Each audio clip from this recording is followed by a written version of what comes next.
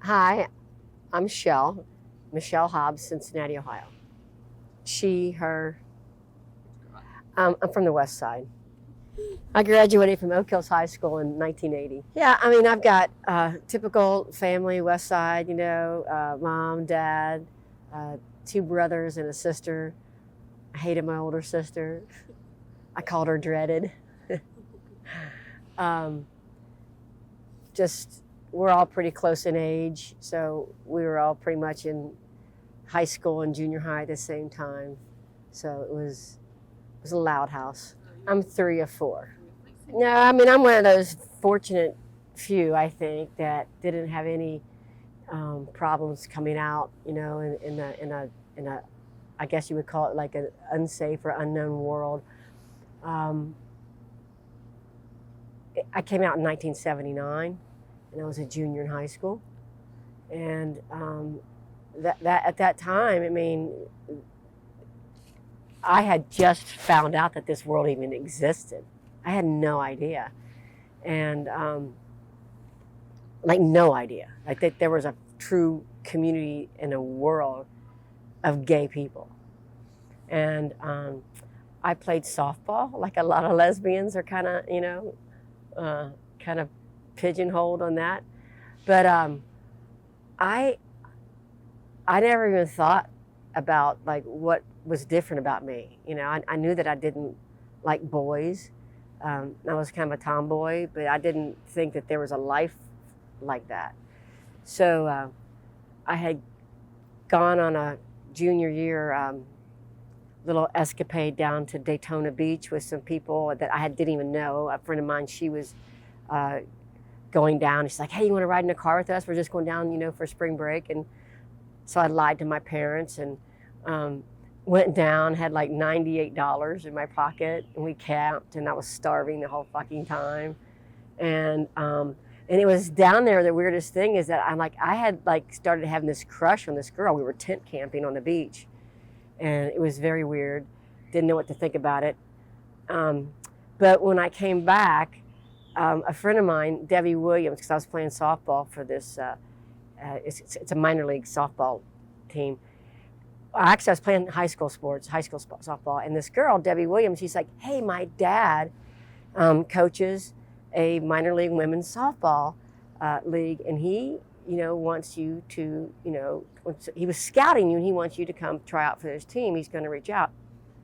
And I'm like, I've played softball enough. I don't think I'm going to play this year, my team. I'm just over it. And because we had played softball every summer since I was little. And she said, "Well, whatever that you do, whatever," she said, "but just be cautious." She's like, "Because there are lesbians on this team." And I was like, "What?" She's like, "Oh yeah." She's like, "So, there's a couple of lesbians. There's actually most of them are lesbians. You just got to be careful if you do." Well, I was going to make that team now.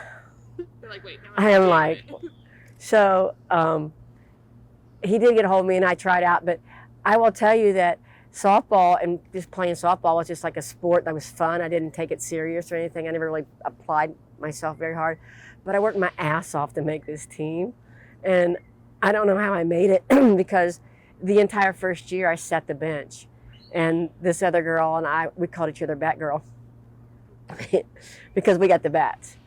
And so, and I was in high school. I was like, so I was maybe 16 because I was a young, I turned 17 later that summer. But none of them talked to me. They wouldn't have anything to do with me. They ignored me. And I was like trying so hard to be their friend, to get into that little lesbian network, this gay world that, what I had heard about and yet unlocked. But everybody was super, super, super nervous about someone finding out that they were gay back then. And there were several teachers on this softball team and in this league. And so they wouldn't let it go. You could tell, but they would never say it. And there was never anything in front of me. They would never discuss what was going on weekends. It was hard. And Like it was really hard. I was that close to find something that I felt like this means something to me. It makes me think differently. And they were not going to show it, because back then, like if you were a teacher, you could be fired. You can't be a lesbian and be in school around kids, because lesbians are so dangerous. So that whole year, they didn't invite me to anything, and I was always like kind of treated like ignored. It was hard. But then in the fall, they would place these pickup football games up at Western Hills High School, and you could definitely tell lesbians, because there would be 40 or 50 of these women playing football, and back then it wasn't flag football initially, and so it was pretty rough. And I had heard them talk about it, and I would drive by, like, I could see they were playing, and I'm like looking for somebody I know on the team and thinking if I could come by, and because I wasn't invited. And one day I saw someone, I knew, whatever, and so I just kind of parked my car and got out, and no one talked to me.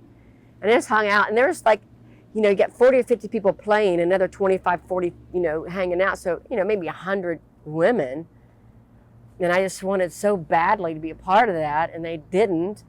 And so that whole year went by, and then at the end of that season at football, one day it just turned like super cold, like really cold. It started drizzling rain, and all these people are like freezing. Like it was like it turned like 25 degrees in like within 40 minutes. And for some reason, I had in the back of my car all of these coats and like vests, like down vests. And I think I was doing a coat drive, doing something, donating them. But I had a bunch, and I got them out, and I was giving them to people to wear and use. And I'll never forget this woman. Her name was Nancy Simpson. And Nancy called me Shorty. Like, no one even used my name. She's like, "Hey, Shorty." So, and Nancy was a trip. And at the end of that thing, because everybody's wearing these coats and stuff, they're like, "Hey, I'm bringing Shorty with us." And everybody's like, "What?" And like, "Oh yeah, she fucking come with us. Come on, Shorty. We're going to happy hour. We're going to have some beers after the game. You're going with me." And I'm like really cool. Like, I am so excited. Well, we drove to Adams Rib, and this is daytime, right? Because it's still not it's getting not dark or anything, right? It got cold. So at that time, like, you could be 18 to get into a bar. Well, I'm with all of these girls who that's their bar. And so no one's carding because it's during the day, and, so we go in, I'm like, oh my God. And so everybody in that bar were actually themselves. It was night and day. And, but they still weren't talking to me. They weren't engaging me into their groups or anything, but they were being themselves. And I was just remember thinking like, wow, wow, wow, wow, wow. And so I had a couple of beers, and then I left. And then like the next Saturday night, I drove my car up there, and I remember sitting outside and watching people going in. It was maybe 10. And I sat there, and of course my mom thinks I'm out with my friends. My friends, think I'm over here. Like I just lied like crazy just to where I was. You have to. And I watched and watched, and then finally I was like to myself, if you get out of this car and you walk in that door, your life is different forever. This is what you are. This is not a joke. And I had made a fake ID at school, and I think I have the negative because I made it in shop class, and it said Bureau of Naval Personnel, and I used the symbol from my insurance card. And it looked pretty good, and it was black and white, but the guy at the door, his name was Kenny, huge black guy, sweet as could be, but massive man, and he looked at me, and then he's like, just like gives me, and I gave him I'm like, oh, and I get him my card. He's like, he knows, because I was like 22, and I'm like, I'm 17, and I may have been Yeah, I've been 16 in junior, so 17 that fall. So yeah, I was 17, and so he let me in, and then it was crazy that night, just like this mind blowing, just to be, I was so happy, just so happy, because there were people there who weren't in the ball team. They were younger. There were just girls there, and I could talk to people, and that was it. I was there a lot, and matter of fact. Back then, you was 18 to drink 3.2% beer, and I think 19 to drink 6% and 21 to drink alcohol. It was a weird thing. And the night I think I turned either 19 or 21, the owner got my ID out, and he looked at it because I was 21, and people were buying me drinks at the bar. It was my birthday, so. And the owner came up, and he's like, "It's your birthday." I'm like, "Yeah, I'm 21. He said, "Get the fuck out of here." I'm like, "What?" He's like, "You've been coming here how long? And drinking?" He threw me out on my birthday. I know, isn't that sad? So I sat outside on the wall, and that night, a girl named Vicky Viak, she got thrown out too. I don't know what she was thrown out to, but we just sat on the wall next door and just drank some beers and people going in and out. But he only kicked me out for that one night. So, yeah. I think I turned 19 that night because that was something, was like, because 21 is a long time to be going in there, because I was drinking the whole time. So, yeah.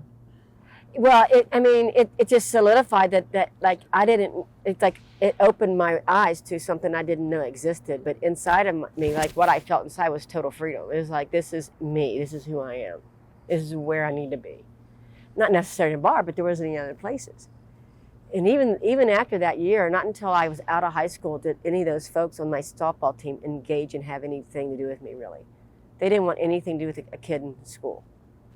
And that was just the times, But during that time is when I met Kathy Nardiello and Patty Herman, and Patty Herman's brother, Jack, died of AIDS. And this is when, the AIDS thing started going on, and like 1980, 81, 82. And I don't remember exactly, but all I remember is that you would see these guys, and then you wouldn't see them. And then they were dead. And there's a stigmatism attached to it. And they didn't even call it AIDS at first. It was an awful name. I'll think of it, and I'll text you or let you know, because it was like a really degrading type name. And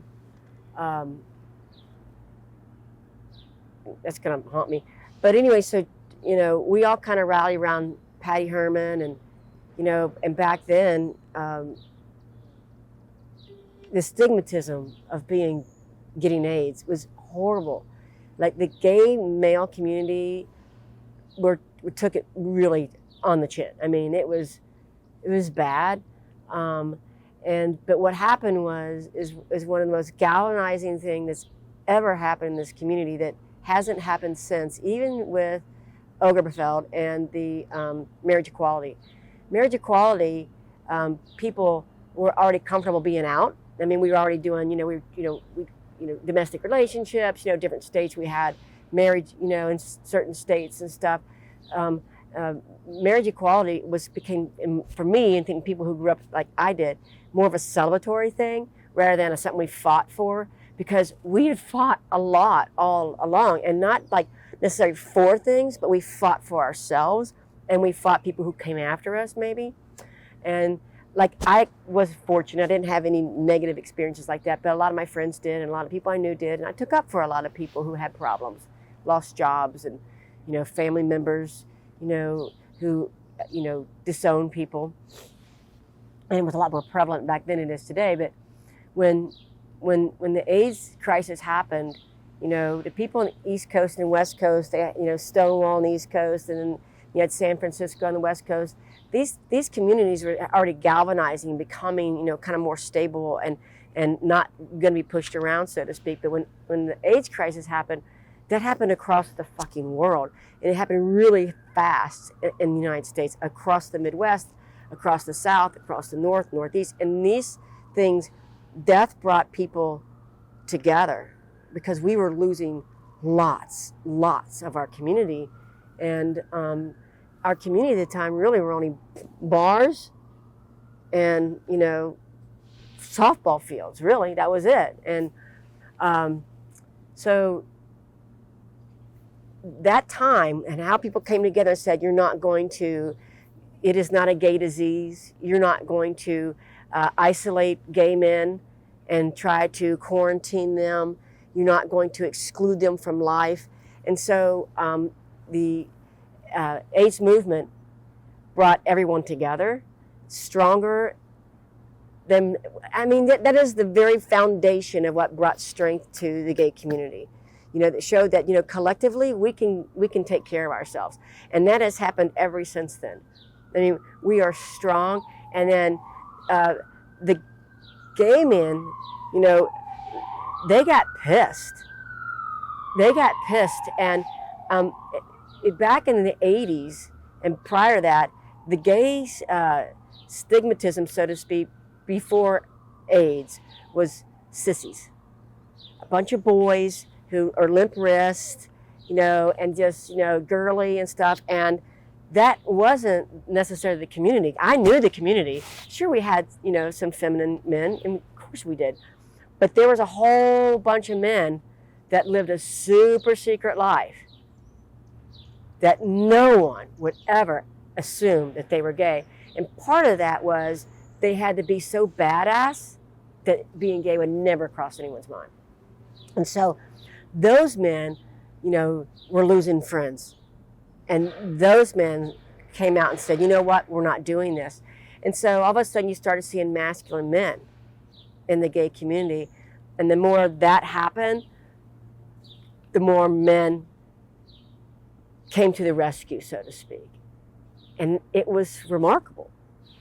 And that whole crisis, if there's anything I will tell you, that the men and a few women, really, not a lot, back then, who lost their lives to AIDS, they did not lose it for nothing. AIDS galvanized and started the gay community as a community. It made us stronger. And it is because of that that marriage equality happened, ultimately. It is because of that that we can be a teacher and be gay. It is because of that we can be gay leaders, and we can be, you know, gay presidents of companies, and we can say that our company is LGBT friendly because of the people who gave their lives, who found the actual strength of our community started at that time. And I think that today's youth, they don't realize that. And that we are allowed to march in our gay pride. I mean, it goes back to how we became a community, that we fought for someone and for our people in our community. That started it. It's true. And people don't think about it or remember it. Yeah. And then the drag queens, like all the heat that the drag queens are taking today, that is beyond nerve-wracking to me, because the drag queen community back then, the raising of money, and to this, I mean, I wish there was a way that you could go back and say, okay, like we have the court, the Queen City Sovereign, I can't ever say that, you know, court, but at QSCCBB, but, and their different arms they have now, like the Cincinnati Sisters, and these different, like, spurs that have come off of these groups. If you went back to 1980 and all the shows that raised the money to today, the literally millions and millions and millions of dollars across this nation in every fucking community that the drag queen community had, they've given up their own livelihood, their own time, they've made their clothes, they've made their fucking shoes, because, you know, back then you didn't go and buy anything. A man shopping for a gown? Are you fucking kidding me? You can't even begin to pretend like it's for your wife, because she's not 260 pounds, you know, with a 18-inch neck or whatever, you know what I mean? It just doesn't, you know? So they made their own clothes, you know, they modified different shoes. There was no online shopping. So that community, you know, what they did in funding. I mean, they would give money to these men who were, you know, needed housing and couldn't, they lost their job. They just needed a fucking room and board. And those funds would go to those men to support them. And, you know, from that sprang AVOC and, you know, all of the different smaller organizations. And the drag queens were there every single time in the beginning of those organizations, helping them raise money and raise awareness. But the awareness is only for our community, to be honest. I mean, you know, we were still being shunned, but at least the community was being galvanized. And so to see what the drag queen community is going through now, people have no understanding. You know, it's entertainment, and these are people, and it's different than someone who is, you know, trans and going through different things. And that just shows the ignorance of not just people who don't know the fucking difference, but the ignorance of our community. We haven't done a very good job of protecting our community, and we haven't done a very good job of explaining what is the difference between, you know, someone who's trans and versus someone who is a drag queen. There's a huge difference, not even the same. So it's just like a lesbian and a gay man. They're different, you know. So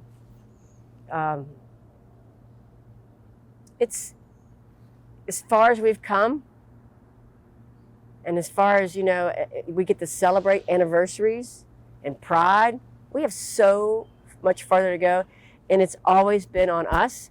And thank God we have allies now, and the allies are there because of the people who forged a way before us, allowing people to come out to their families, and their families becoming, you know, allies early on, and then eventually co-workers and stuff, and that's where we are today. I mean, allies started decades ago to be built into what they are, and we have a lot of, look how far we still have to go.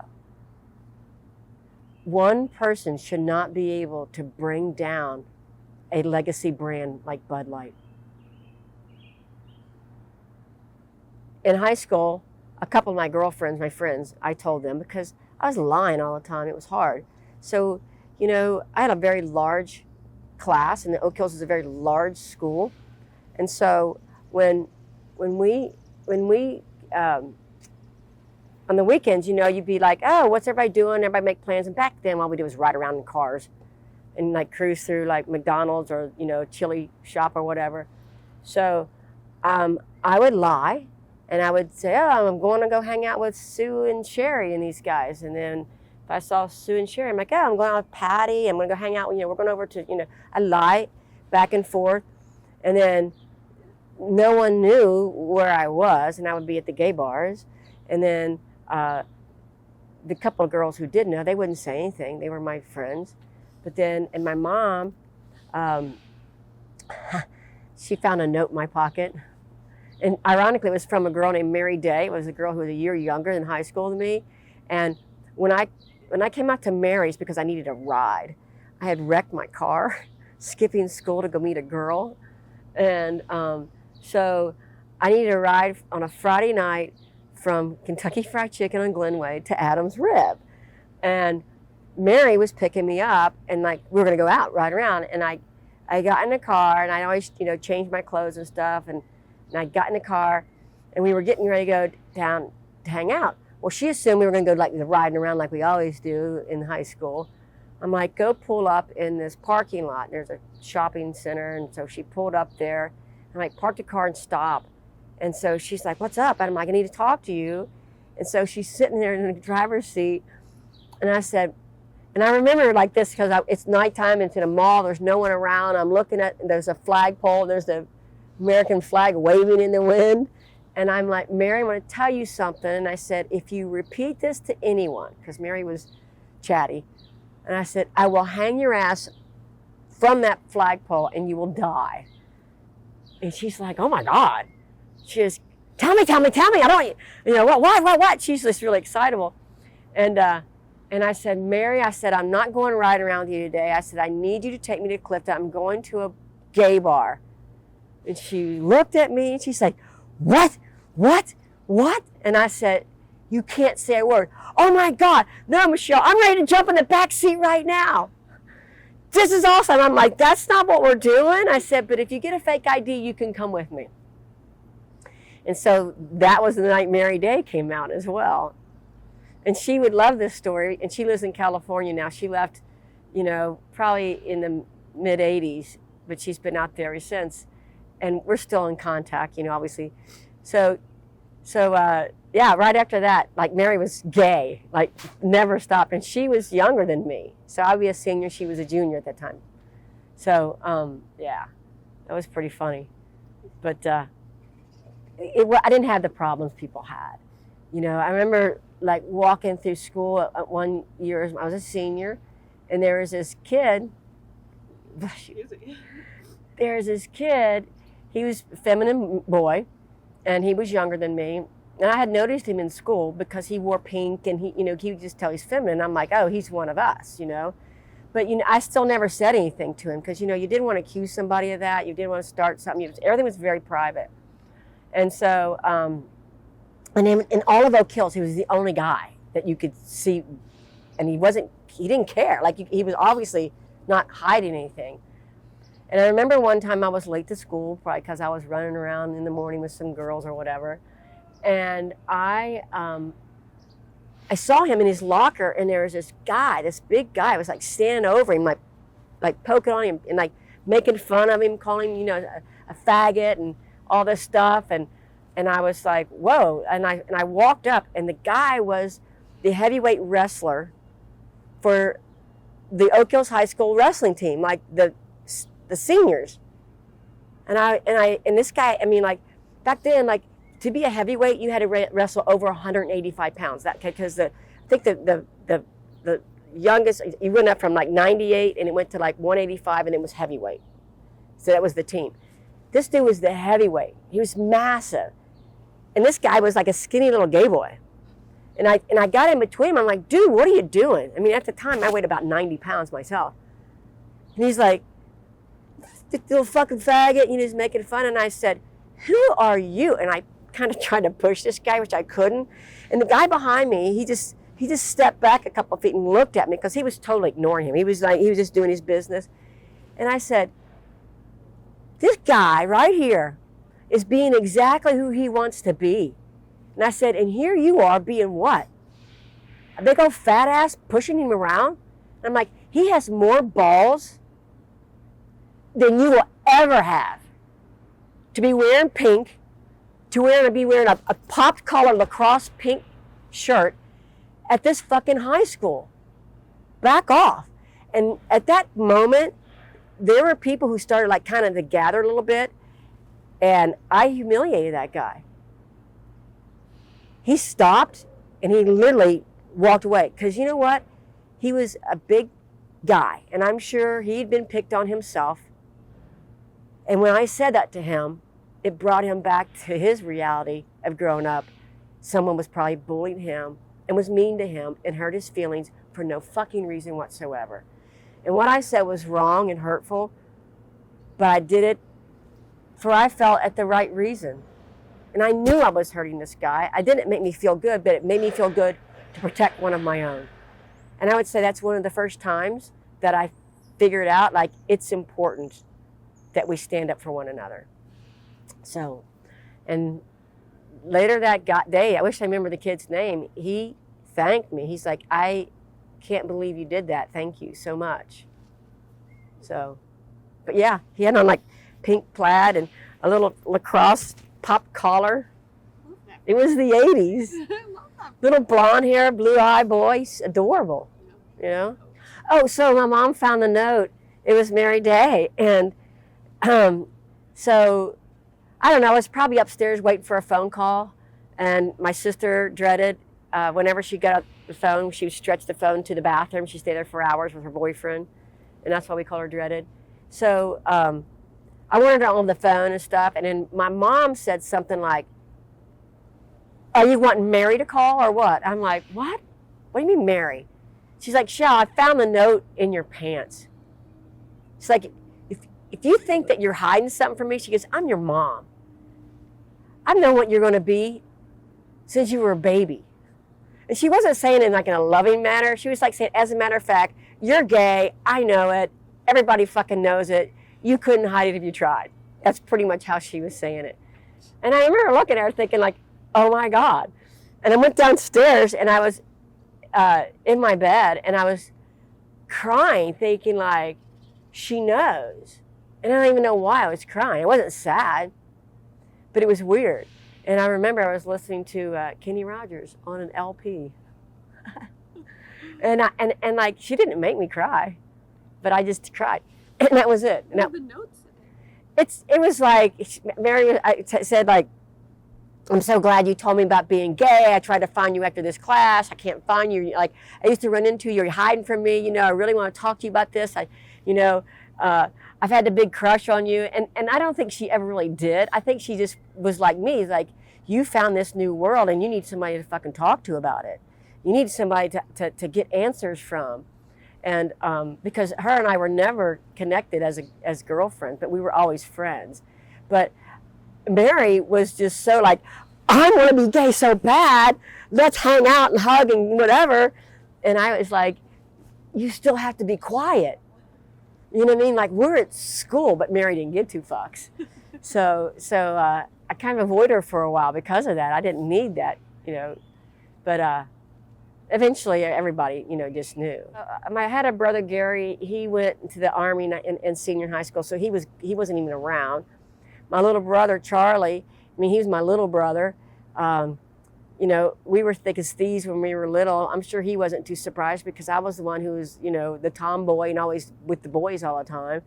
So he wasn't shocked. And dreaded, she didn't give two shits, you know. She probably thought, oh, good, another thing that Shell's not, you know, a strike against her. You know, so it's just no big deal. And my dad just worked all the time. I mean, you know, we never saw him. And right after, I mean, it may have been during that time, my dad and my mom had divorced, and he had moved down home to Kentucky to open a restaurant. So it was nothing. It was no bad. I had no negative at work. I mean, anywhere. I mean, people at work knew I was gay. I mean, I wouldn't tell them right away. But, I wasn't one of those people who had the problems. That's how it was easy for me to get involved. Patty Herman and Kathy Nardiello. So there was a bar called Badlands, and Badlands stayed open until 5 a.m. But Badlands didn't let girls in. They didn't like women. And which sucked because they had a dress code. You had to, girls were welcome. You had to wear a skirt, which pretty much every fucking lesbian never made it inside Badlands because they weren't going to put a skirt on. So, including me. But one night we were all out, and I don't know if we were at the Rib or wherever we were, but I ended up going down there, and I had a few gay male friends. And remember, this is during the time when HIV, AIDS was a big deal. And it was like Scud. I mean, like that nickname of it was like Scud or something like that. I'm going to find out what that was. But so I had some male friends who had, you know, now we call it social equity, social influence. So I knew some guys, and then they went down with me after. I think we had gone to Adam's Rib and then gone to a place called Just Friends around the corner, and I went down to Badlands. And then I came out of Badlands about 4 or 5 in the morning, and I had no ride home. And you couldn't get cabs at that time in the morning, and there was certainly no Uber. And there was these girls inside that I had been dancing around with and stuff. And, you know, inside Badlands, it was just music. It was just music and lights. You didn't really have conversations. And so we were outside, and this girl was driving this car, and I'm like, hey, can you give me a ride? And she's like, where you live? I'm like, oh, on the west side. She's like, no problem. And I just jumped in the window. And Kathy Nardiello was driving. Patty Herman was in the front seat. That's how we met. That's funny. So, and we've been friends ever since. She's got twin boys. We have twin boys. So, yeah, we're great friends. I want to text her and ask her what the name of it. You both have twin boys? Yeah. Oh my God. Yeah. Her twins are, I think, 3 years older than ours. So, yeah. No, so come from a family that college was never even discussed, wasn't even like an option. You know, we just I started working the day after high school. I moved out of the house the day after high school, got a place over in Covington, a 1-bedroom. I really wanted to be myself.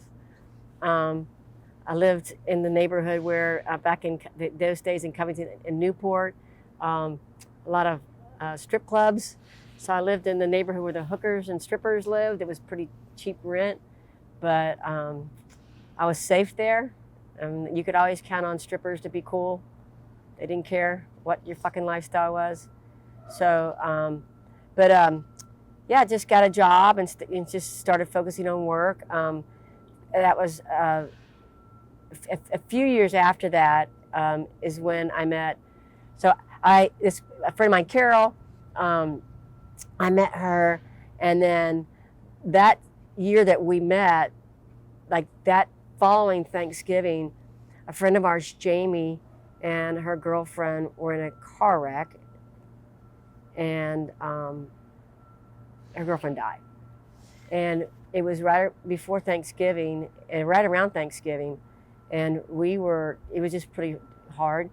So that year we decided to have a New Year's Eve party, and we threw it at, because it had to be quiet, and you couldn't be out in public. So we rented the basement floor of a hotel up in Sharonville. And then we had security, kind of like, well, we had wristbands, and we had like, a private entrance and stuff like that. You couldn't go down the elevator at night, you could use the steps and stuff. And we had this big New Year's Eve party. There was 88 lesbians the first year. It was a big deal. So my friend Carol and I were like, just, people drinking and driving. We were like, New Year's Eve was coming up, and we just lost a friend in a really bad car wreck. And so we decided to have it at the Sheraton, I think it was, up in Sharonville, or the Radisson in Sharonville. It was downstairs. And that night, everybody had a blast, right? And it was the first time, and we're downstairs. We're like, we totally feel like we're safe. No one's, going to out us, and we're gay, and we're just out in public. It was a big, big fun night. And then someone came downstairs, and they said, you guys, we got to stay down here. This party upstairs, it's all black. And for some reason, they, back then, black people were really anti-gay. And it wasn't like they were trouble, like they didn't like attack people or anything, but they were vocally, like black men didn't come out. Like there were very few black people in the gay community. It was really, really shunned to be gay in the black community. I think it's not as bad as it was, but it's still not great in the black community. And their culture has just, back then was like, no way. And so we were like, oh man, like, we're nervous. And, Martha Kidd, which I've got a CD here I'm going to give you. It's got pictures of Martha Kidd and the Martha Kidd Foundation. Martha Kidd was this big black woman, and her nickname was Bear. And there weren't many, and there still aren't many women who are gay whose nickname are Bear, because the bear community is safe for the bear community, right? But Martha Kidd with this big old teddy bear, she was a softball player. She could be mean as could be. She was smart as a whip. She was just amazing. She was a phlebotomist. She worked in the hospital industry. She was out. Nobody fucked with her. And she wasn't a big old, like you would call dyke. She was just a big old, warm, fuzzy, happy person, and she was amazing. And so Martha Kidd, we went and said something to her. She's, oh, hold on a minute. I'll go talk to those people. Y'all don't worry about nothing. It's going to be fine. And so she leaves, and she's gone for a while. And we're like, oh, fuck. Is she coming back? Is she okay? Everything. Well, then she comes back downstairs. She says, I know half of them people up there. They're fine. Ain't nobody going to bother us down here. And it was really reassuring. But Martha Kidd was, a really spectacular person in our community back then as well. She passed away, and some lesbians started what was the Martha Kidd Foundation, and just recently disbanded. But they raised money, and they gave it to inner city girls playing basketball, and helped support some basketball leagues and stuff like that, and scholarships for these girls, which is really, oh my gosh, that would have been around 90, maybe 2000, 99. I'm trying to think. I don't know, in the 98, 99. Yeah, so we started doing those parties, and that's how people would know me. It started actually at Adam's Rib. I was poor. I was really poor. And I had an apartment, remember, and I had this old beat up car. It was always in the way of like the fire department or something. They were always doing shit, whatever. It's always something going on with my car. It was in the way. But I worked at Norton Photography, which was up in Clifton. It's gone now. And I made these little tickets in the dark room, and I would cut them, and I would go to Adam's Rib on Friday nights early for the happy hour, and I would go early on Saturday for happy hour. And all the older lesbians would be at the bar. It'd be daylight, like, happy hours, like 4 o'clock. I'd go there after school, and I'd go and hang out and talk to these ladies and stuff. And I'd say, hey, I'm having an after party when the bar closes tonight, and I'd sell them tickets for $1. So Friday and Saturday, I'd usually sell 15, 20 tickets. So I'd have $15, $20 in my pocket, and beers back then were like $1. And then I made money. I mean, and then after the bar closed, when they called last call, I'd be like, okay, after party at my place, it's $5 if you want to go, or whatever. $2 depends on who you were. If I wanted you there, I'd be like, yeah, come on over. Either like $1 or $2, and then $5. I mean, because people would pay. And then I would take that money and I would leave before the bar actually closed. I'd run across the bridge. There was a place called the Caboose in Covington. You could go right across the bridge. You had a drive-through. I'd pick up a case of Bud Light or Budweiser. I think it was probably Budweiser back then. I don't even know if Bud Light was around. Or Miller or whatever. And then I would go back to my apartment, whichever place it was, and then stock the refrigerator, and then people start coming over. And it wouldn't be loud and crazy because people were like just hammered and drunk. They just want to go just didn't want to go home, right? And so we would stay up late till daylight, whatever, and then sleep all the next day. And but I would make money on Fridays and Saturdays. And people who went to a happy hour, they were nowhere near. They at 2:30 in the morning, they weren't around. So every weekend, I just went and took their money. They never made it to the party. I mean, smart. I was smart, but what I was doing, I was surviving. It's like, because I was just poor. So, I actually worked 2 jobs, and sometimes I had 3. I mean, one time I was working, I had a job at a Clark gas station. I was working at a Paris studio, which was at night doing photo processing stuff, and Norton Photography during the day. I mean, I was literally just working all the time. And so, yeah. I started getting to know people that way, coming over my house. And then when we started the New Year's Eve party, it was like, oh, it was easy. It was like, oh, we're not going to have to go at 2:30 in the morning. I just sold tickets before. And it was one night. And then that went on till 1999, I think was the last one we did. And I think the last one was like 1,200 people. And then in the 2001, what I did that year is I just rented a bus and had different stops of gay bars that people went and got off on, and the bus just circled the city and dropped you off, and you get in and off and on, whenever it was done. But yeah, why did you stop the parties? It was just a lot of work, and I was growing up. I had to grow up, so yeah, so whatever. But along those lines, and what you do in survival and like how things were, I started this little business. This would be back in 1996, 97. Even at that time, we were out more, we were more visible as a community, but we still couldn't do much celebrating. We could still have. It was weird. We were out, there was a gay community, but there are certain things that lacked, like going on vacation. You were still just the 2 of you.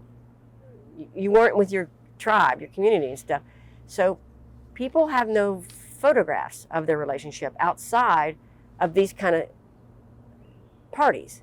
So you don't really see many girls or guys who are together back then and have images of them like doing something like significant in their lives.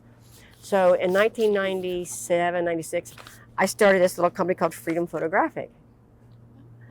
And this is one, and it was a mail-in photo. So you would drop your roll of film in here, and it said like there's a limited liability, and you would put your name and address on here, break it off, put it in here, and you would write your information for your credit card, and you would stick it in the bag, or write a check, and then you would mail it, and it would show up at my house. I actually had a post office box. It would show up at a P.O. box. Bless you. So this P.O. box, I took this picture out because we're like being super goofy, but we're just being goofy. So people could finally take pictures of themselves on vacation or picnics or with their friends, dinner parties or whatever, and you could send them off and have them processed privately. And I knew this was necessary because I worked in photo processing back then. Remember that there was a need for this, and it wasn't done necessarily as profitability because the equipment I had to buy for this cost $40,000. So it wasn't, and I was in that business, and I was actually selling that equipment at the time. I moved on through my career and some other stuff, but so I bought this piece of gear and I set it up for processing in my garage, and I lived downtown at the time, and this business, people finally could send their photos and their film cartridges to me, and I would process them and I would send them back to them in the mail.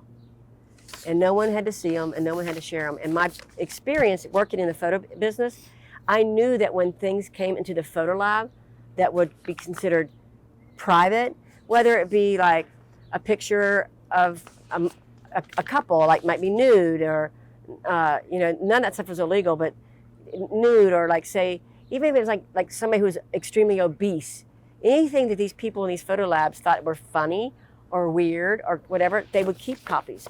And in all those places at the time, in the back bar, like the dark rooms, there are like these walls of these pictures that people thought they were hilarious, and they really weren't, But no one knew that we had them, whatever. But and I don't even know if it was illegal, like to keep people's property at that time. I don't even know.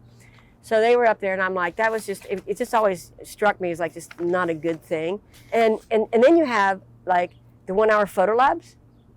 Those came along in the 80s, and it was a big deal. Like, and people would stand at a mall and like would stand by that machine because they would have the prints coming off the machine at the mall window, and then they would circle and they would watch everyone's rolls of pictures come off. So gay people couldn't go to 1 hour photo labs because you think, oh, I'm going to drop it off here, wait for it. Nope, because everybody sees them. You never had the opportunity. Well, with Freedom Photographic, you did. So I did that for a while. How long did this business last? So interestingly enough, when the city of Cincinnati is famous for a couple of really bad decisions, Maplethorpe. So Sheriff Simon Lease was super aggressive on that, and he was aggressive going after Larry Flint for Hustler. Hustler opening their Hustler stores in the city, shut them down, and Maplethorpe had to happen, and with the museum, and they were shutting that down and confiscating, images. I thought the last thing I fucking need is Simon Lease, because originally I had this business up in Butler County when I had it up there. When I moved downtown, I opened it downtown, and I thought, oh my God, the last thing I need to do, even though this is completely private on my own personal property, is have Simon Lease come and get a search warrant for my house and find people's private pictures going through my equipment or whatever, And I closed it. I mean, because it would have been horrible, At any given time, I might have 200 or 300 rolls of film that I was processing or getting ready. I didn't do it like every day, and like I would run the equipment maybe once or twice a week. And so that's all I need is, Simon Lease to come banging on my door thinking I'm doing some kind of pornography with gay pictures, because back then they were after everybody for anything that he felt was not something he wanted to do. So I closed it, yeah. And then sold the equipment. When was that? That would have been in the mid-90s. So probably, I don't know, I opened it probably in the early 90s, and so mid-90s I closed it. I was going through, I happened to have these. It's so weird because I had a stack of envelopes, and one of these is a friend of mine, Angie. So it's funny because back then I don't remember us even being like friends, but she sent photos in to me, and you know the woman that she's with now is the woman I have always known her to be with. So these are probably images that she took of her and her girlfriend on a vacation or something, and because I've only known her with one person. And I'm sure that's what that's from. And I'm going to send a picture of that to her and just ask. So if you think about that, like you couldn't even take pictures of you and your girlfriend on vacation. So this was probably something that I went through that was pretty devastating. And there's plenty of information on that. But so I was in a 7-year relationship. And we had a daughter, and then when the relationship ended, Lucy was about 2, and there was no marriage equality, and that's Amanda. That's my wife now, but look, Lucy looks just like her. It's crazy. Does not look like the bio mom at all, but we broke up, and it was amicable at first, and then, let's see, we would have broken up in 2006 or 7, and so we would have met about 1999 or 2000. So that person is when I stopped doing the New Year's Eve party, and I said I had to grow up because she really wasn't much fun. I should have known it then, because I stopped the New Year's Eve party because of that person. Didn't want to do them. Like, she was just no fun. And so, and it had a very public breakup, and she took our daughter. She literally took her out of the house, and we were living together for several months after we were broken up. And then we had a plan that we discussed and talked about, and then her plan apparently was different, but I was unbeknownst to me, because when you can have that copy if you want it. So she our plan was I was going to take a second mortgage out on the house, give Mullen, the ex, money to buy another house, and then we were going to replicate Lucy's room as it was, and we were both going to just maintain our duties, and you know, and Lucy really wouldn't know the difference, you know, kind of thing. And that was the trajectory we were going. So I got about $50,000, which was I was going to give her $100,000. So I gave her the first $50,000, and the day she got the check, and remember, we had been in the same house living together. You know, she was dating someone else, and I was out and about, and she cashed the check and took Lucy. I didn't see her. I didn't see her since that was in October, and then I didn't see her until May, and that's because the court made her allow me to see her. And I actually won the court case in Cincinnati in the juvenile court system. I proved my case that this, in fact, I'm her mom, in every way. I mean, there was no dispute, but they said I was a nanny. It was the biggest lie, you know, under oath. Her parents said it, you know. It was just, I mean, everybody knew it was a lie. It was a lie. At the time, one of the people who, one of my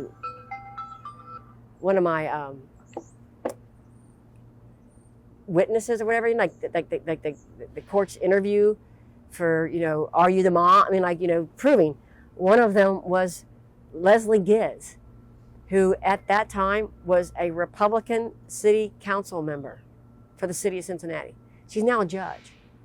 Judge Leslie Giz was one of my witnesses on my behalf. So Scott Knox was one of my witnesses on the stand, as what the truth was. And so we won here, and it ended up going to the state Supreme Court, and I lost there.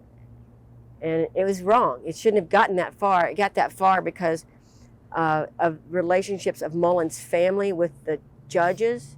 They went to Elder High School together, her father and the judge, and that judge who was put in place at the hearing, the appellate hearing. So I won in juvenile court, and then the first appeal was to go before Judge Carla Grady, and we were right there. And like the week before court, like you remember, like the lead up to this was months. I mean, the court system, I was in it for years, but so this particular court date it was months leading up to it, but it had been in court for a couple of years. Out of the blue, she recused herself for no reason. Zero. They don't have to state it. She had been involved in the case. She'd seen 2 appeals. We won. Everything was going. She'd been involved. And but she was the appellate judge for this. And in steps this guy who went to Elder with Mullen's dad. And then everything changed. And so you couldn't, you don't have enough money to fight something like that. It takes a whole, it was bad enough to get where it was, but you don't have any money to fight trying to prove a judge fucked you over and did something for someone else. And Carla Grady, she should be absolutely ashamed of herself because she knew exactly what she was doing. She knew exactly when she recused herself what was going to happen. And to this day, I'd love to ask her why she did that and how in the world could you live, because you knew what was going to happen in these courts in Hamilton County, as Republican as they are, and how biased they are. And I lost my child. Yeah. Lucy turns 18 this year. So I'm hoping at some point, she reaches out to me. After I lost at the Supreme Court, Mullen then filed a restraining order, and so what her motive of that was, because I lost her about 2 or 3 weeks before her first day of school, and like I lost everything, like the visitation, like it just stopped, and so I never got to say anything to Lucy. And I never talked to Lucy about losing her because I had won. I in my heart and the rest of my life, I'm like, she's my daughter. I'll never lose her. And so I never had that conversation. She'd always ask me, like, why does her mom hate me? And I'd be like, Lucy, sometimes, I said, you're getting older. Like, do you remember your first doll? And she's like, yeah. I'm like, do you play with it anymore? She's like, no. I'm like, things like that. Sometimes adults get up, they grow up, and then they had things they loved, and then they move on, I'm like, I'm still here, and, but it's like that. How do you explain things to a child without trying to be, like, mean or cruel or, trying to make them hate somebody else? So, right. Yeah. And so I never got to say to Lucy, this could happen. So when I lost at the Supreme Court, I called Mullen, and I'm like, I want to see Lucy, and she's just hung up on me. It was it, like, you're not going to take her, are you? And she's like, you lost. And I lost her. So her first day of school, I went down there. I'm like, I'm going to see her. I'm going to get my picture of her, and stuff. So I go to, it's down at SCPA, which we discussed why she had to go to SCPA. She had to go to SCPA because she was a child from a same-sex marriage or a relationship, and I didn't want her going to a public school and being made fun of and stuff. And so this decision was made way before we broke up. So Mullen knew how smart that was and kept her in the school. And she had moved out of the city, Mullen did, with Lucy. She wasn't anywhere near me. So I went down there to see her, and I took my picture up with her, and I have it. And it's the last day I saw her. And right after that, Mullen filed a restraining order against me. And she stood into these courts down here in Hamilton County. And this restraining order, and her attorney stood up and basically held up the documents from the judge, from the Supreme Court, and said, this woman was a nanny. This woman is a stalker. This woman, my client has fought to keep her daughter away from this woman. She's a danger to her. You must, let her have this restraining order because we fear she's going to take Lucy. There was not a text that was negative. There wasn't a voicemail. There wasn't a letter. There wasn't an email. There was zero. And restraining orders are there to protect people. They're there to protect people from danger. There was nothing. Even through all of the court and all of the years, because Lucy at this time is 6, okay? All of that had happened. Not one time is there a mention of violence, a mention of being afraid. Not one time. And these judges, this judge, allowed this restraining order to go through. And it gave Mullen a document that says, look, the police are keeping her away from you. So to this day, I don't know what Lucy's been told. She can be think I'm a bad and dangerous person. It's horrible. It's awful. And this is before marriage equality, right? And what Mullen has done is that case to this day, to this very day, is still harming children and taking kids away from their parents. And my kids have been raised that they have an older sister. They see pictures. We have pictures in our house. My daughter, Lennon, she wears her little skirts. She talks about the day that they get to meet Lucy. And like I said, where is she's 18 this year. If Lucy thinks I'm a bad and evil person, how do you approach a child? Lucy's my child. How do you go and say, hey, I don't know what you've been told, but I've missed you every fucking minute. And when you have brothers and sisters who can't wait to meet you, I have, when I met her mom, Mullen, I had a Porsche. I drove a fucking Porsche Boxster. I always had, fun, nice cars. I've had Saabs, I've had Beamers. I've always worked very hard. And I always enjoyed that. That's just how I've always liked convertibles and sporty and fast cars. When Lucy was born, I bought a 4-seater, like a front seat, back seat, Honda Ridgeline. It was the first year they were out. And because it was the first year, I thought that was cool. It was at least something cool about my car. This is the first ever Honda pickup truck. So I bought that. That car is 18 years old this year. I have not stopped driving that car. Because if Lucy sees me, she's going to know it's me in that car. I probably had 25 cars up until that point in my life. Because I bought them and I traded them in. I bought a new one. I just loved fun, sporty little cars. But I've driven this truck all these years. Because if Lucy Mullen is on the streets and she sees me or sees this truck, she might be looking for me. And so when I say, society did not hurt me. Yeah. Being gay, I never lost a job. I never got punched in the gut because I was gay. Laws that didn't protect me. I was hurt. And so is Lucy's hurt. Lucy's hurt. Lucy's life. From a gay person. The one who has taken the most from me, which is my daughter, was taken by a gay person. And the courts allowed it. And she used the courts.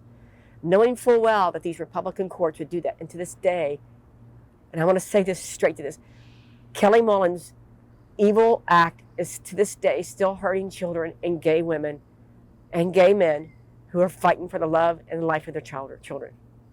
It took me years to be even able to speak to them about that. Like I just would just break down. And, you know, after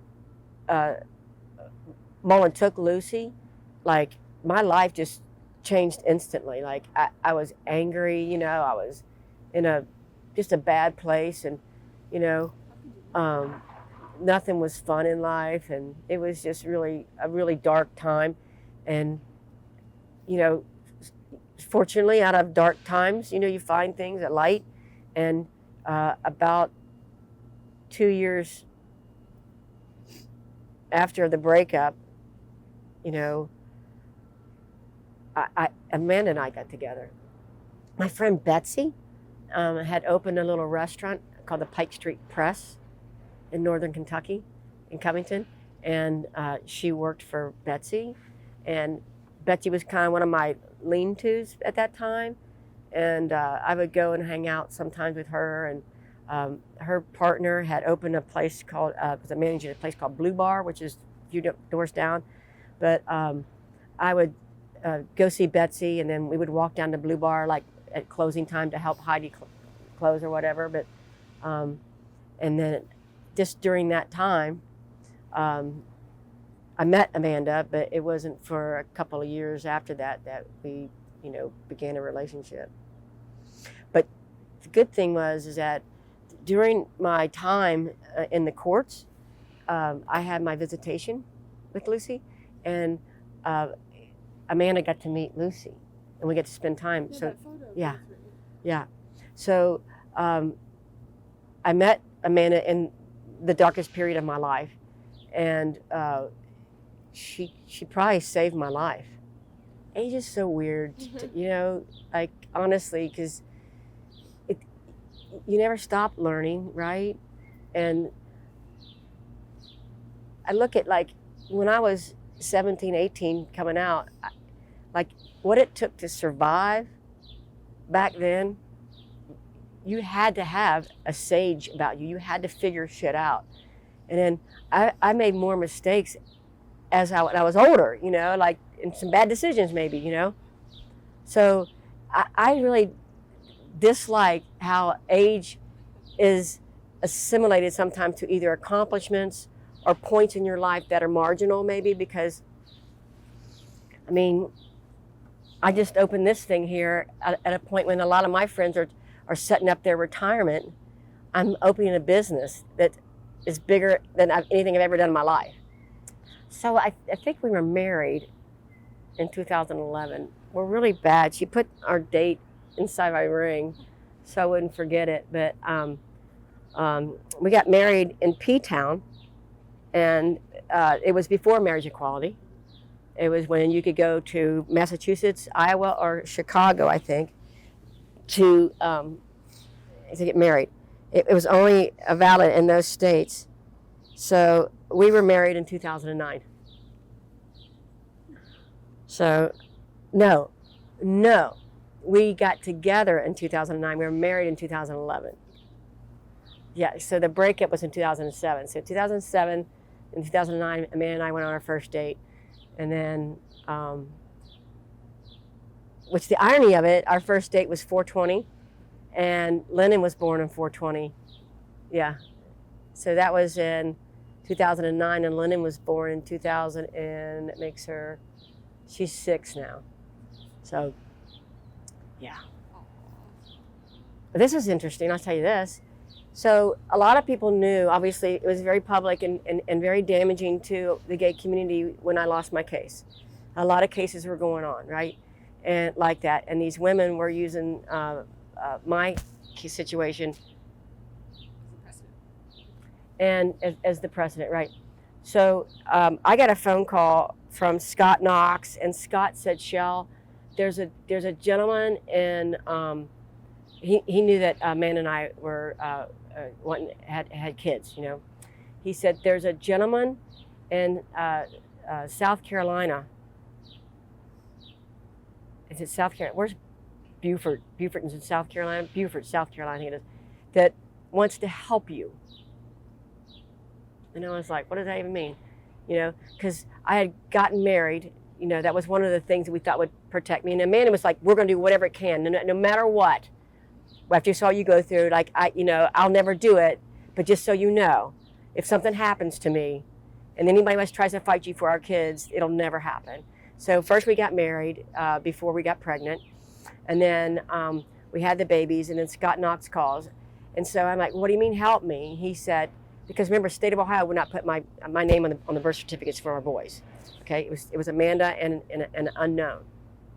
So he said, there's a guy in South Carolina that knows a judge and knows a prosecuting attorney that will represent the city, the state, and give you an emergency adoption where Amanda does not have to give up any rights to her child. Because in Ohio, in order for me to have rights to my children at the time, Amanda had to relinquish all of hers. So the two of us could never be guardians or parents. The two partners. No. Yeah. So even though we were married and these children were born, and, you know, I was there, I cut the umbilical cords just like I did Lucy. And so we went down, and it was kind of weird because this judge came out of retirement, and they set up a day. It was a Monday. It was like a holiday, like a Memorial Day, or I don't know what it was, okay? Where the court system, where the courts are closed. The building is closed. And they allowed us to come in. The judge is in the chambers. This particular attorney's with me on my side. And then there's an attorney representing the city. And it's all hush-hush. It's legal, but by God, you don't want anyone to know it, because if anybody knows that a judge is granting custodial rights to a lesbian, they'd shut it down. But if you were doing it for somebody else, it was an emergency injunction, it'd be fine, right? So in 5 minutes, one side says one thing, the other side doesn't dispute it, and I am now granted full custodial rights of my children. That the difference between like marriage equality was for all states, adoption by law is all states. If I adopt someone in Georgia, if I take that adopted child to Ohio, it's still my adopted child. That's the law. If I get married in Massachusetts to a female and live in Ohio, my marriage is not valid. So now I have been granted full parental rights to my two boys, and so has Amanda. So we go back home, and I'm now protected, right? But state of Ohio will not change the birth certificate, even though these are my legal children. But after Oberfeld and marriage equality, I did get my name on the boys' birth certificates. Sorry. I did get my name on the kids. And Lennon, you know, because marriage equality, she was born after, so my name went on it instantly. So, yeah. So we have three, and then there's Lucy. So this is the Knox Joseph Distillery. So my son's name is Knox Joseph. His twin is Wyatt, and our gin, the gin is named Wyatt Jack Gin. And then the vodka is named after Lennon. I call her Pearl, and so she's my girl Pearl, and so it's my girl Pearl vodka. So I have our children on alcohol bottles. I mean, the alcohol brand, you know, they say it lasts for perpetuity, right? So, you know, you think about how long Jack Daniels has been around, and, you know, but Lucy, she's on them too. She's on every single bottle, and this is a big secret, like it's not been told publicly, but the tax stamp, the strip that goes across the top of the bottle, the birth certificate that has my ceremonial, you know, like the name with her little feet prints and has my name on it and Mullen's name on it, has been reduced. It's on that label. So her name with my name is on every single bottle that's produced and goes out of this building. Yeah. So she's relevant in every aspect of our lives, and I just don't know, how I go about letting her know that whatever bad she's been told, it's not true. It was an amicable breakup until the check came. And then Mullen pulled her away. And it sucks because you think about the money I gave her was the money that fought against me to lose my daughter. Isn't that crazy? That's pathetic, isn't it? So Amanda and I were together, and I can't remember if we were married yet or not, but we would have been married. The job I had for 7 years was in brick sales. I know, right? You've done so many I know. things. Well, they're really related. I stayed in photo until I went to brick. And I can tell you a long story how I think that's they are very related. But anyways, Bricks for houses and buildings? yeah, Okay. I sold commercial bricks. So if you think about it, and I love that job, and I love building in general, is that bricks and buildings are forever. Like you build them and they last historically. Like looking over the Rhine, look at these buildings. This building there is probably 125 years old. So these buildings are old, right? And they're beautiful and they stay around forever. Well, so do pictures. I'm showing you pictures. You're a historian. Photographs from the earliest days of photography. They last, all right? So the people who like that stuff, we're all very similar. So you go and you say, okay, and if you're looking at a building, there's a person who designed it, there's a person who built it, right? And the person who designed it had a vision, and the person who built it had to maintain that vision and make it last, right? So photography, the artist has a vision and they have an image that they want to see, something they want to, keep forever, and they take the image. The person in the photo lab has to create that and make sure, even with some mistakes in the old school way, now you do it all digitally, which is why that industry's gone, by the way. So I went from a business that was all done by machinery and equipment, now it's all digital. So the digital tide started to turn, and you saw it coming. So the person who's in the photo lab is just like the mason who's building the building, and the architect is the photographer. So it's the same passion and the same vision in the future, and the same thing you want to hold forever. That's what it is.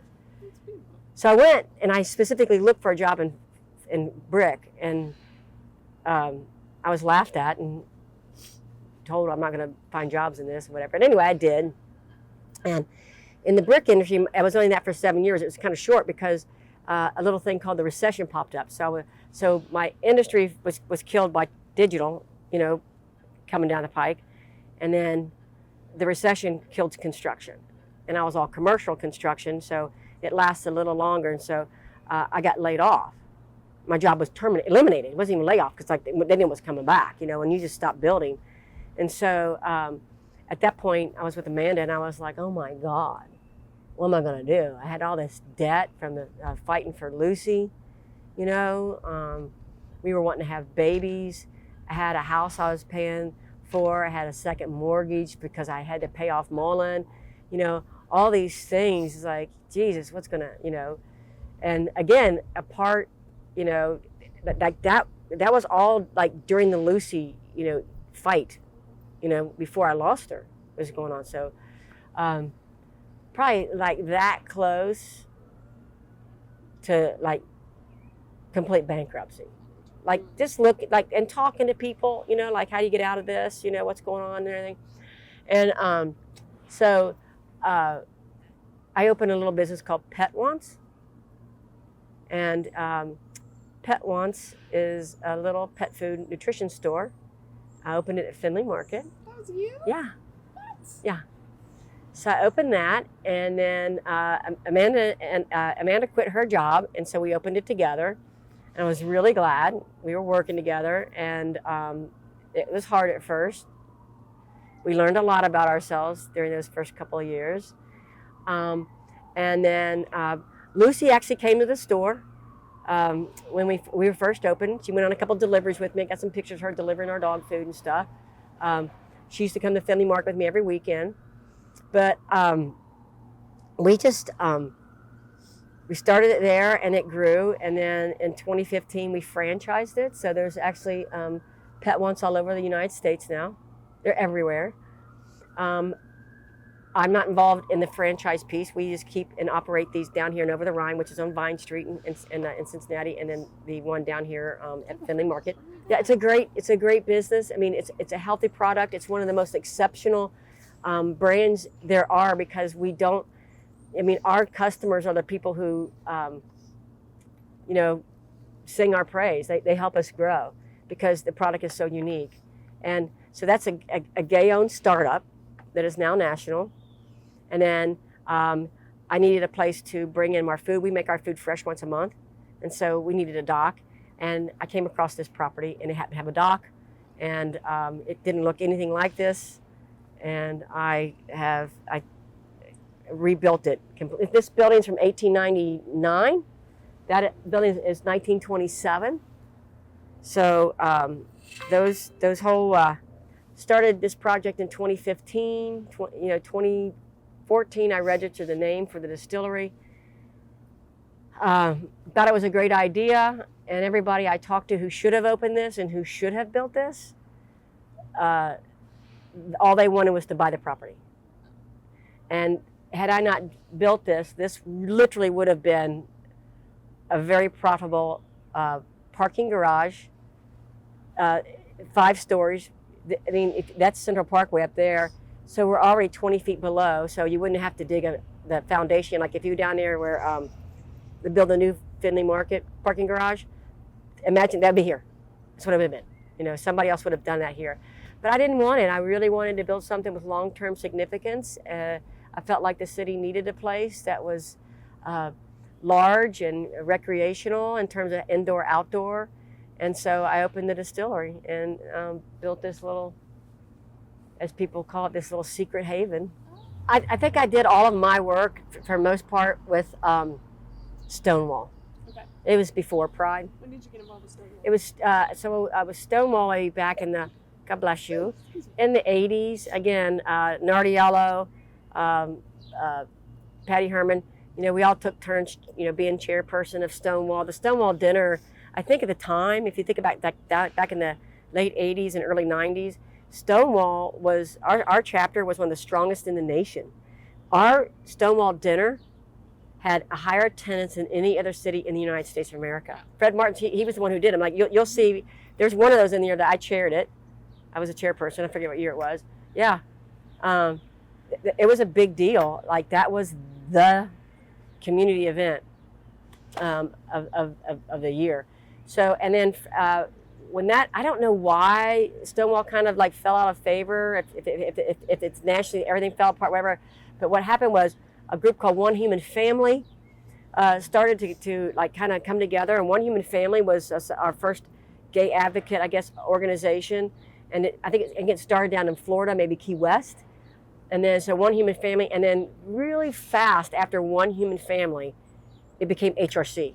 Our local chapter of One Human Family became HRC. So it was, and then HRC came along, and then I think Pride and HRC kind of like were at that time growing together, because the HR people involved in HRC were the people involved in Pride, and that kind of started growing. And by the time that happened with Pride, girl, I was busy. I was burned out. I was, again, working a lot. Maybe trying to just exist. So, but Pride was not something that I was really active on.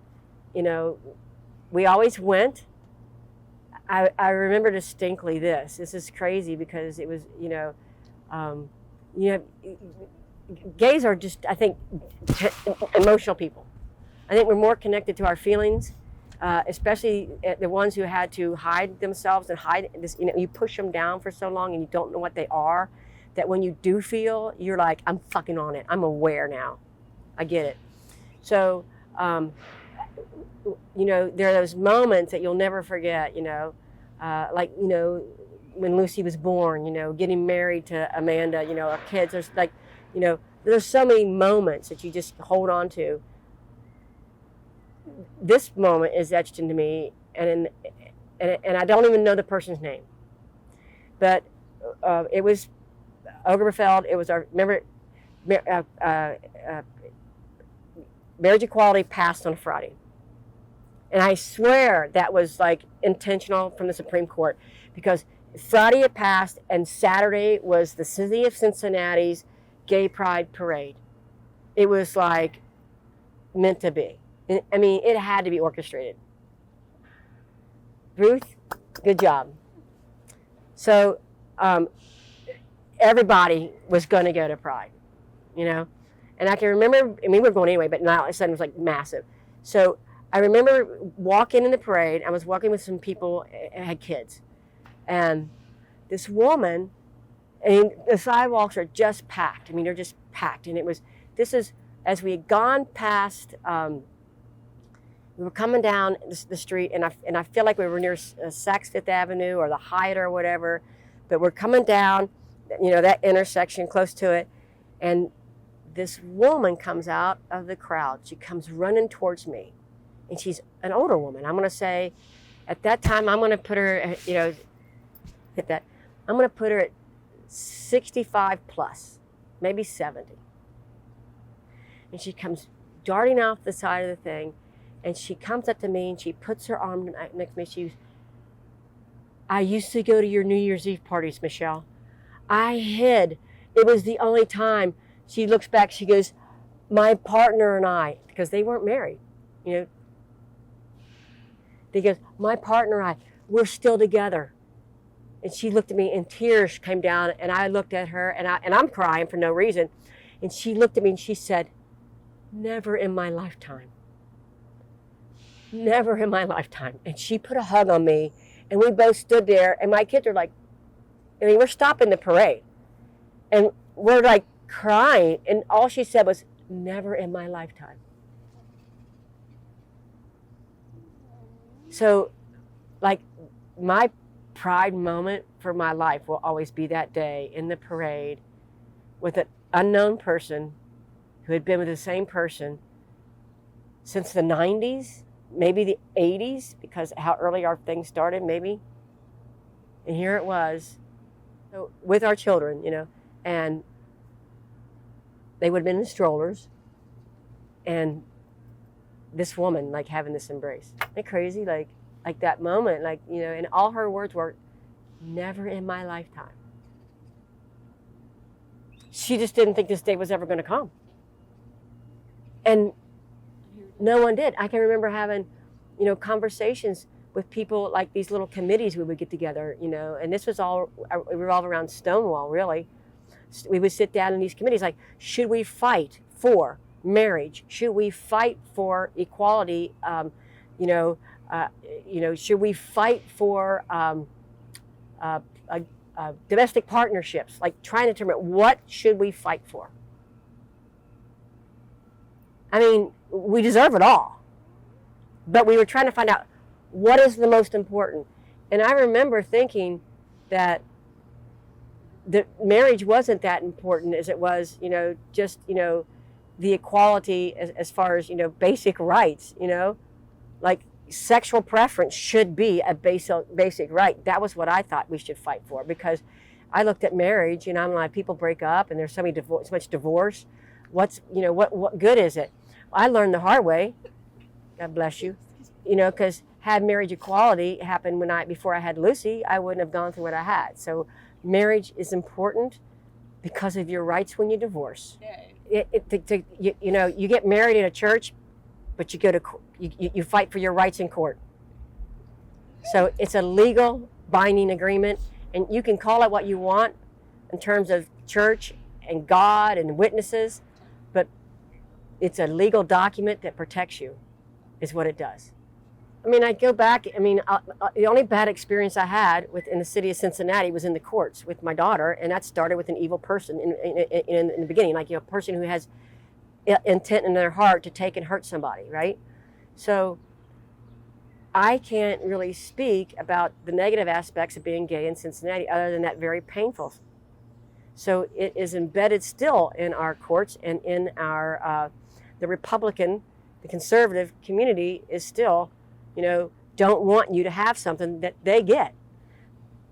For some reason, to this day, there are a lot of conservatives that feel like, you're not like me, you don't get what I get. And I have never understood that.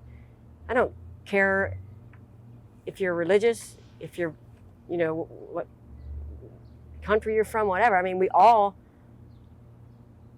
turn the lights out, and guess what? You're going to have to figure out who you like by touching them, Who knows? I don't know. But that's the thing. I often wanted to find out, like, go to the blind community. I wonder if they're prejudiced. How do they figure out who they like or not? They can't see someone. How's the deaf blind community? They hear or see nothing. Who knows? Because I could grow up. I could play softball and be a tomboy. Right. A boy couldn't take ballet and be okay.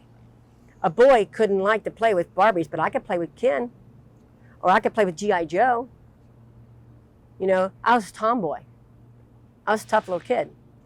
Boys were not allowed to be feminine. So it started way young. The stigmatism, started young. It started very early. And it's to this day, I mean, obviously, it's the same thing. Depends on where you live. That's why I think some people have so many difficulties with the pronouns.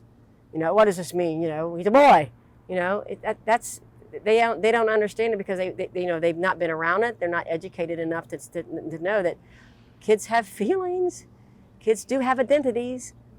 But it's a shame. Well, I mean, I think our society in general needs to be careful of the extremes. I mean, we have them in our community. They're in every political spectrum. The conservatives have their extremes. The liberals have their extremes. I think our world, our country, we need to pay attention to the extremes, views, and then regard them as, legitimate people and, concerns and understandings. But, I think a lot of our dangers are not, that's that squeaky wheel there's too much coming out of the extreme that's hitting the mainstream. And therefore it's causing people to choose sides against allies that are with you with everything but that one thing.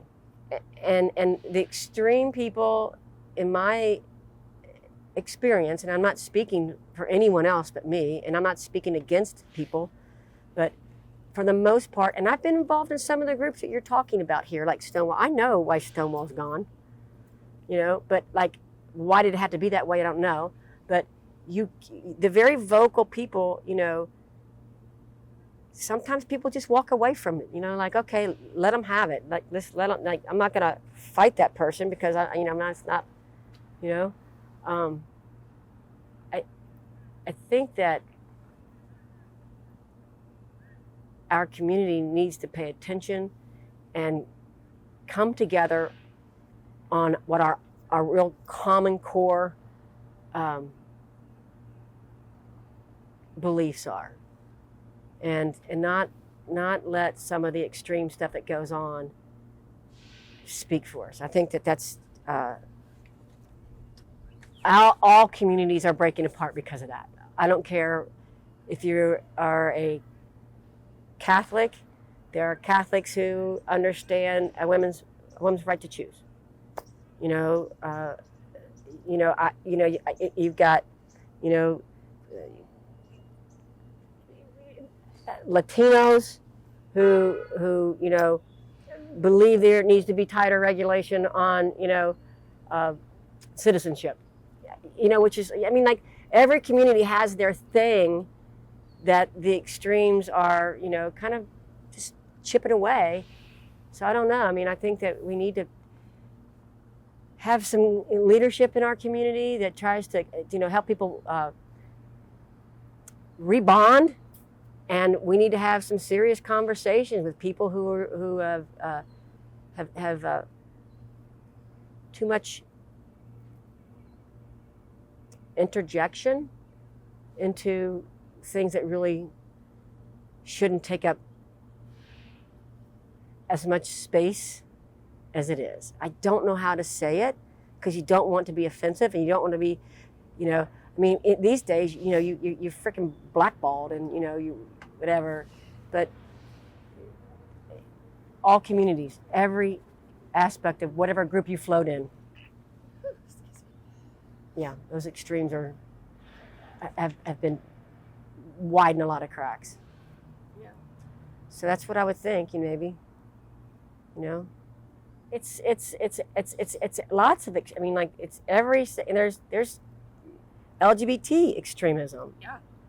I mean, it really is. there's, you get the black community. There's ridiculousness on every side. And if you look at every community is segmented. I mean, and I'll tell you this, like when I built this place here, it's so big and it's so spacious, and the vibe I wanted to create here is where, everybody can come and everybody's welcome, right? And because I've seen so many places that are not welcoming, right? So there's not a company I know of that doesn't say, we welcome all. Everyone's welcome. Well, it's easy to say that, but what are you doing to welcome them? How are you making them feel welcome? So what we started out doing here is that we would bring in, we did some Latino things, we had Latino DJs, we did some black community things exclusively. We did, and we still do these things. We do, we're doing a Black Gay Pride. So we're doing, we do, drag shows, or we do Cuban things. And I mean, white, gay, black, whatever it is, we're doing things here and we're welcoming people. We do stuff with the Asian community. We had a thing for the Chinese New Year. And oh my gosh, I was so excited for this night. And we had 5 Asian DJs, and that sounds like a band, but legitimately it was 5 different Asian DJs. And it was the night of Super Bowl was when we were having that, in conjunction. Well, once we lost the Super Bowl, the energy kind of died, but we still had the party, but it wasn't quite as much as we had. But anyway, so what you do is you bring in, you cater their food. We did a thing with some African, and it's, like in the continent, we did like African food, and we had African dancers. So we have tried to bring people here. But at the end of the day, no matter what you think you can do, and no matter what you want the world to look like, birds of feather flock together. I mean, so, yeah, the Cubans may have come here and felt like they had fun that day, but they're not going to be, it's a Black Pride, I'm going to go. They're not going to do that. I mean, they're just not. But what I'm trying to create is that, okay, they're at Findlay Market, and they're like, hey, let's go to that place we had a great time when we did the Cuban dance, And so they find their way back here, and they come upon an entirely black, congregation. And they're like, oh, this is different. Much like it was when we had our Cuban thing, this must be a black thing. Let's check it out because they brought us here. That's what I want. So maybe, that you'll come here. And then maybe someday you'll turn the corner, you'll come here and you'll see, Indians, Cubans, Latinos, whites, gays, blacks, whatever it is, everybody here in that fabric, just for a few hours. But ultimately, no matter what you do, birds of feather flock together. Even in our community, the gay community, the lesbians who are athletic all do the same thing, and it's always the same group. The lesbians who are political, it's always the same lesbians. They're always the same places. They're always the same people. The same bars. If they're gay bars, it's always the same people. It's the same, crowd over and over and over. The political people, the volunteers, it's always the same people over and over and over, because we stay true to ourselves and what makes us happy in places that we feel like floating in. And every community like that, the African American communities like that, they've got their community that likes motorcycles, and they've got their community that likes politics, they've got their community that likes church. They're all like that. And they don't hang out together. It's just that I'm hanging out with my church group because because black people go to church, that's who I like. I'm hanging out with my, softball friends because you know what? We play softball. We're on teams. We're on leagues. That's what we do. We hang out together. So it's a segregated world. Don't even try to think it's ever going to be even. I would love for an afternoon to be like that. And there are places in their cities that are like that for events or days or afternoons. But there's not communities that are 100% always people blended up together. It just doesn't work that way. And don't force it, but love it for what it is, and try to give the people the benefit of the doubt. Just don't be an asshole. Literally, when you say birds of feather flock together, literally, you go on the beach and there's seagulls, hanging out with seagulls. The pelicans are on the wharf, hanging out on the pelicans, right? Where are the pigeons? The pigeons are in City Hall, sitting down there for some reason, or in Fountain Square, right? Like, they hang out together. You don't go into the plaza in Italy, you don't see the pigeons down there being fed, and there's 14, cardinals, when literally the cardinals are in the building in Rome. Like, you don't see redbirds hanging out with the pigeons. It just doesn't happen. Now, if you have a feeder in your backyard, you'll get the robins come and feed.